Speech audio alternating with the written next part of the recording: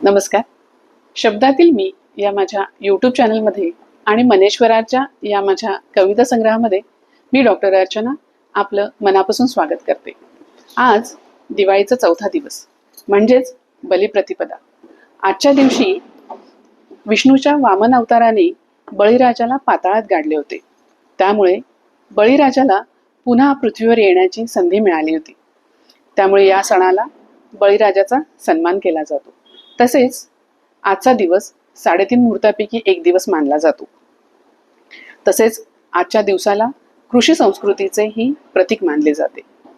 इडापिडा टळो बळीचे राज्य मिळो ही म्हण आजच्या दिवशी संबंधित आहे, जी अशुभ गोष्टी दूर व्हाव्यात आणि बळीराजासारखी सुखी समृद्धी आयुष्य प्रत्येकाला प्राप्त व्हावे या अर्थाने वापरली जाते.